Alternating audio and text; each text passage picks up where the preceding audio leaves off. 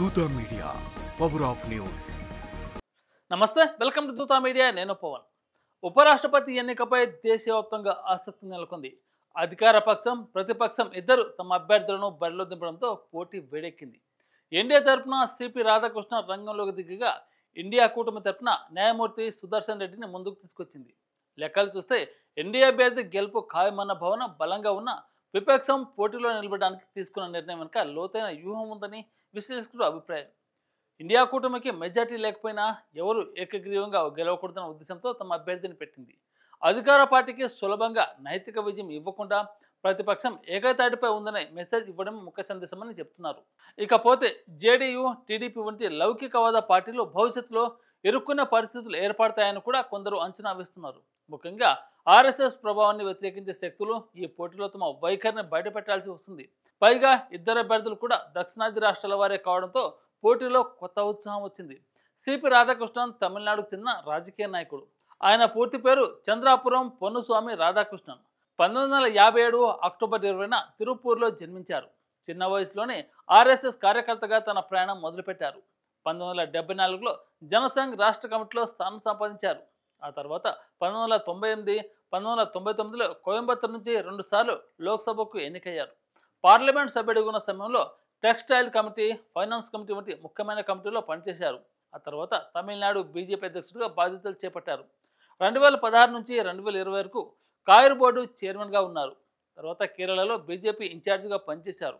2023లో జార్ఖండ్ గవర్నర్గా నియమితులై కొంతకాలం తెలంగాణ గవర్నర్గా, పుదుచ్చేరి లెఫ్టినెంట్ గవర్నర్గా అదనపు బాధ్యతలు నిర్వహించారు.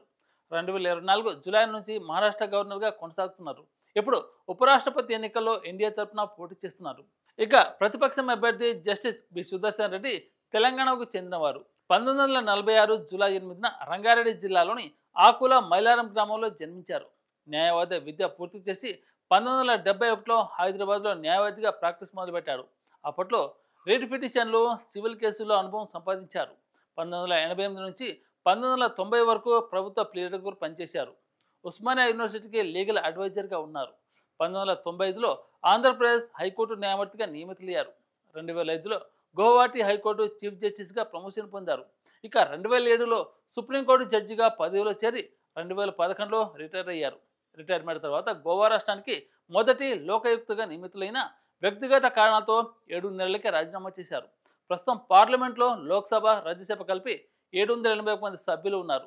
మెజార్టీ సాధించడానికి 391 ఓట్లు అవసరం. ఎన్డీఏ కూటమికి ఇప్పటికే 425 ఓట్లు ఉన్నాయి. అదనంగా వైసీపీ మద్దతు ఆ సంఖ్య 432కు చేరింది.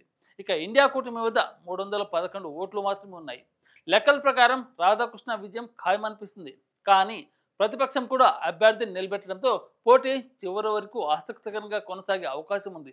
ఇక్కడ ముఖ్యంగా తెలుగు రాష్ట్రాల పార్టీలు ఇబ్బందులు పడ్డాయి. సుదర్శన్ రెడ్డి తెలంగాణకు చెందినవారు కావడంతో బీఆర్ఎస్, ఎంఐఎం మద్దతు ఇవ్వాలా అనే ప్రశ్న ఎదురవుతుంది.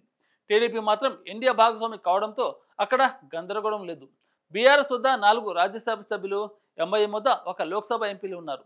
వీరంతా ఇండియా అభ్యర్థికి ఓటేసిన గెలుపు అవకాశాలు చాలా తక్కువే.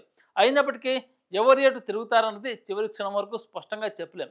సెప్టెంబర్ 9న ఎన్నిక జరగడంతో ఫలితంపై ఆసక్తి పెరుగుతుంది.